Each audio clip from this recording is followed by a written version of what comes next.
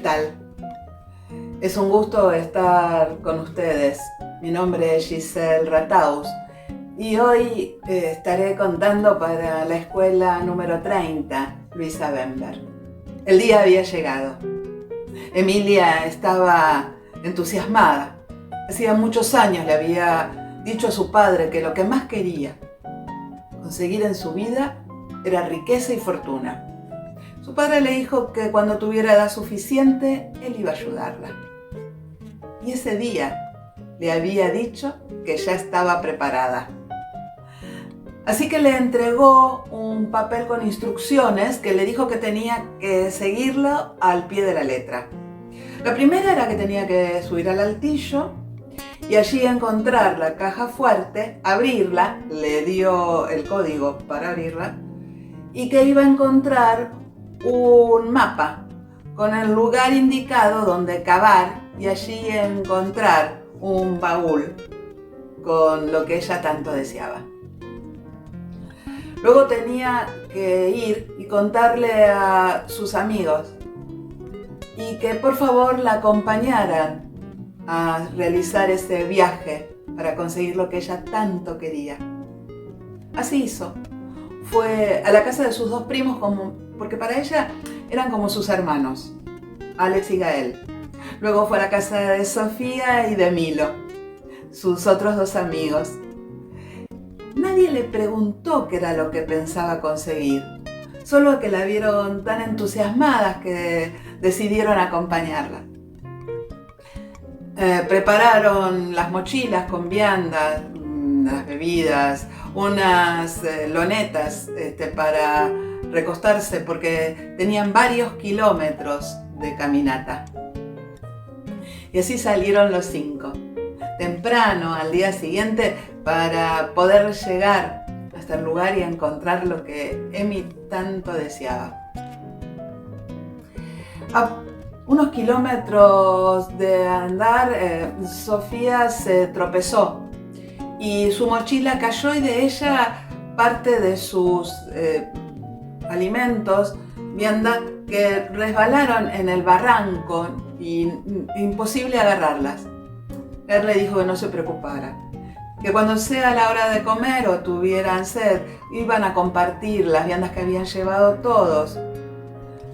Así que Sofía estaba tremendamente agradecida.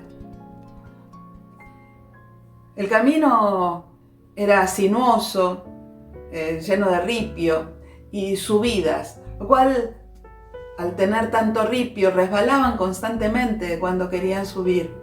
Alex, el mayor, dijo que él iba a subir y desde allí iba a tirarles una soga.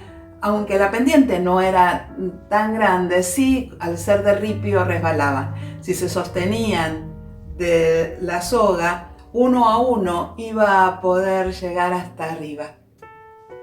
Evidentemente la colaboración de todos era primordial, porque aparte del camino, mientras hablaban, cantaban las canciones que habían aprendido juntos o se enseñaban algunas nuevas, el camino se les hacía más llevadero, alegre.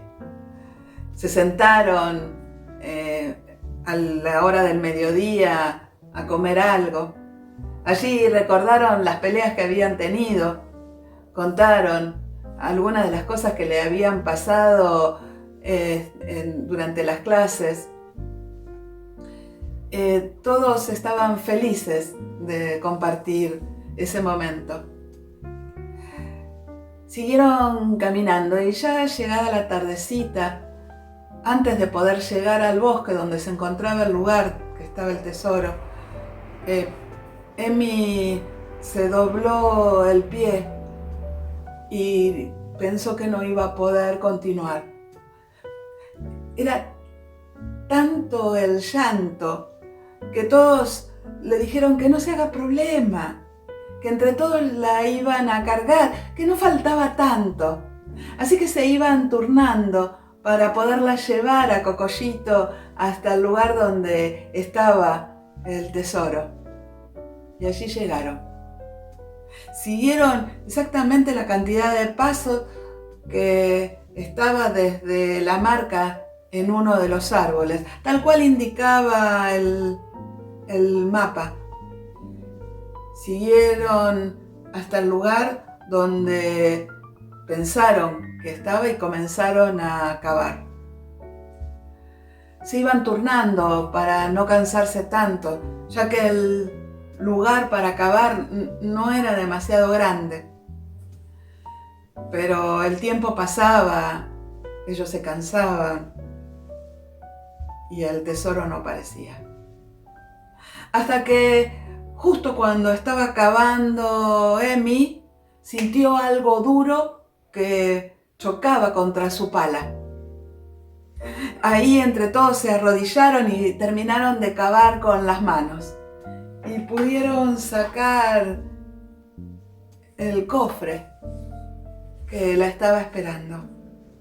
Nerviosa, Emi lo abrió. Solo encontró un papel. A esta altura, te habrás dado cuenta que lo que buscabas ya lo tenés. ¡Pero me está cargando! ¿Qué quiere decirme? No valió para nada todo este esfuerzo que hicimos hasta ahora. ¿Qué quiere decirme con esto? Y cuando terminó de decirlo, miró a su alrededor. Ninguno de sus amigos le había prestado atención a lo que había dentro del cofre. Se estaban riendo, comiendo algunas golosinas que habían sacado de las mochilas. A nadie le importaba qué era lo que ella estaba buscando. Y ahí se dio cuenta que su padre tenía razón. Lo había tenido siempre delante de ella y no lo había visto. Ahí se dio cuenta que la verdadera amistad era eso. El haberla ayudado sin preguntarle. El quererla tal cual como ella era. Y esa era la mayor de las fortunas, la mayor de las riquezas, es la verdadera amistad. Cuentan que un viajero llegó hasta un pueblo. Estaba harapiento, sucio, hambriento. Justo era un día de feria. Se acercó a la plaza, vio a la gente comprando, comiendo algo en los alrededores de la feria. Se acercó a alguno de los pueblerinos y le pidió si por favor les podían dar algo de comer. Todos se rehusaron, siguieron en la suya. Él agarró su bolso, siguió caminando hasta la fuente. Sacó de su bolso una olla, le colocó el agua de la fuente, se fue hacia un costado y prendió una pequeña fogata donde colocó la olla. Luego, de la misma bolsa, sacó una piedra que fue a lavar a la fuente. Tuvo mucho cuidado en limpiarla. La gente lo empezó a mirar, extrañada lo que estaba haciendo. Un joven se atrevió y le preguntó qué iba a hacer. Y el viajero le contestó que tenía mucho hambre, que se iba a preparar una sopa de piedra. Lo miraron como si fuera un loco. «Una sopa de piedra», le dijo. «¿Pero qué es eso, hombre? Una sopa de piedra».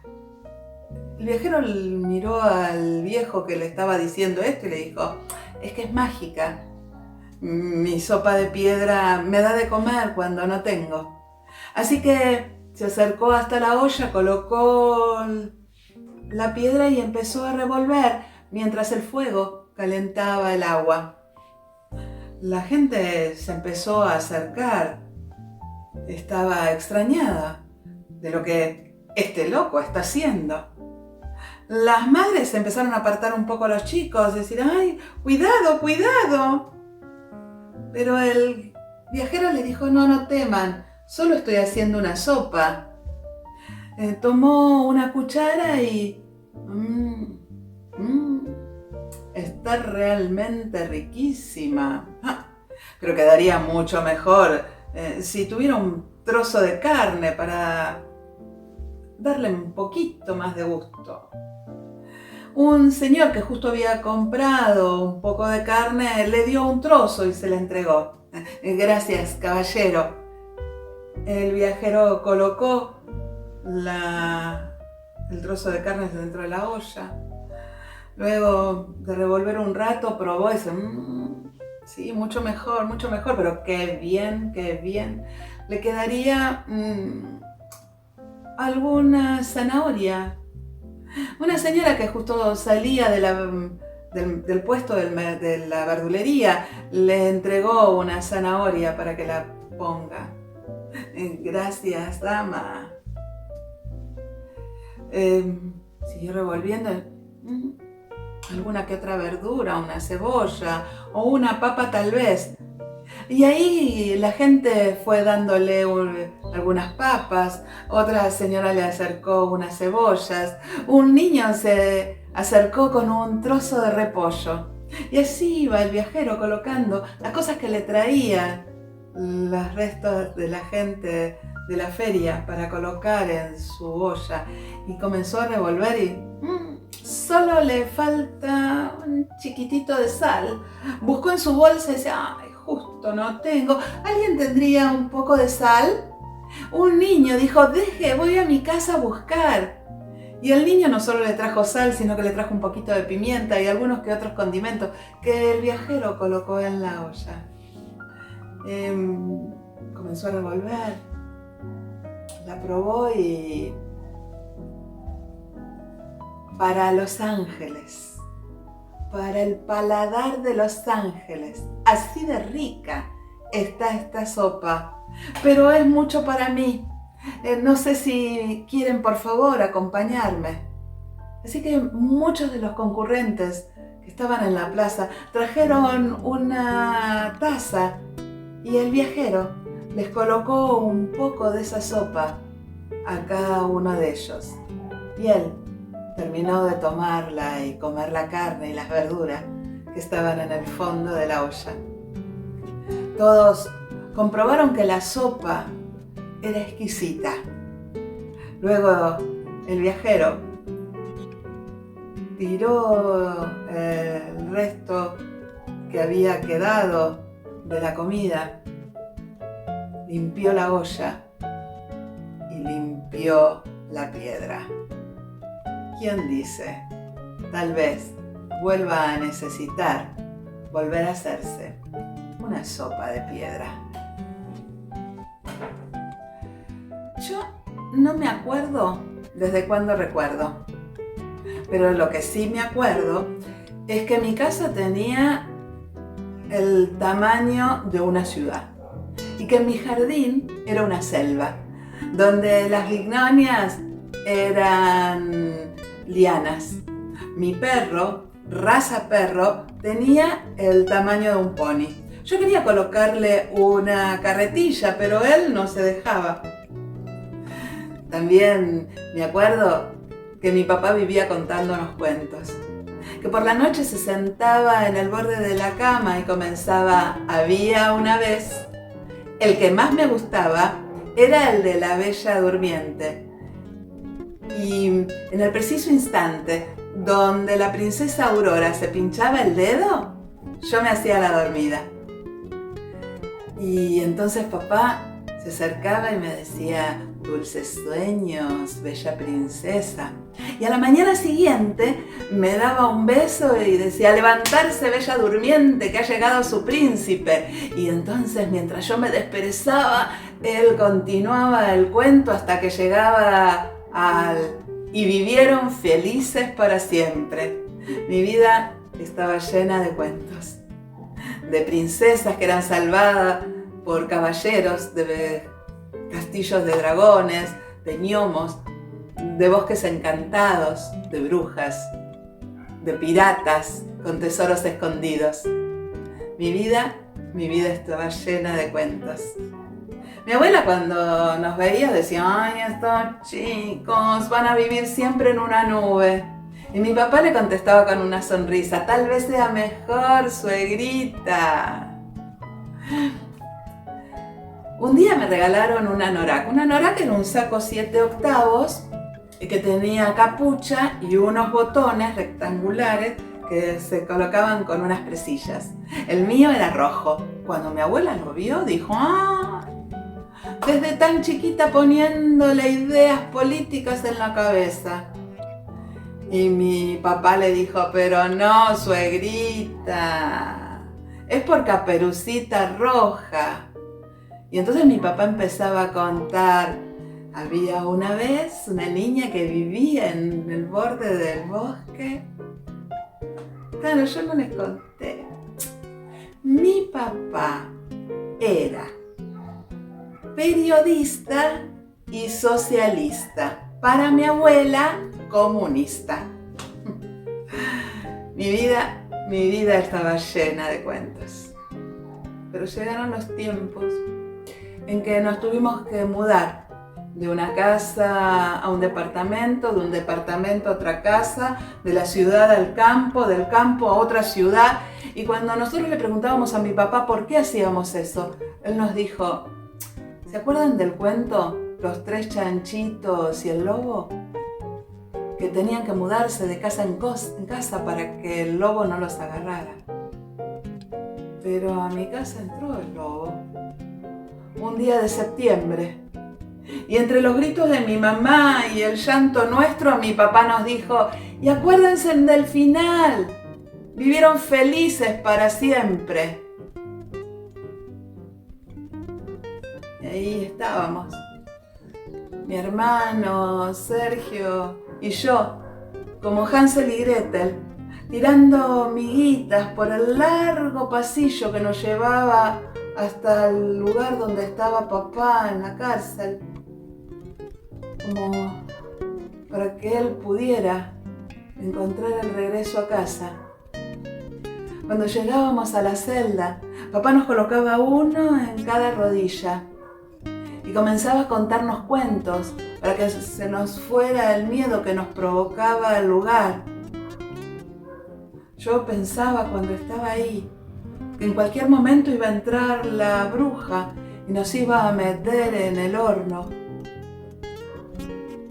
Pero a medida que papá contaba los cuentos, a mí se me iba el miedo que me provocaba el lugar. Un día, papá nos recibió más ansioso que nunca. Nos sentó a uno en cada rodilla y comenzó a contarnos el cuento de Pulgarcito. Y en el momento en que Pulgarcito tiraba migas y los pajaritos se comían, a mí se me llenaron los ojos de lágrimas. Y entonces se escuchó que decían, ¿se acabó la visita?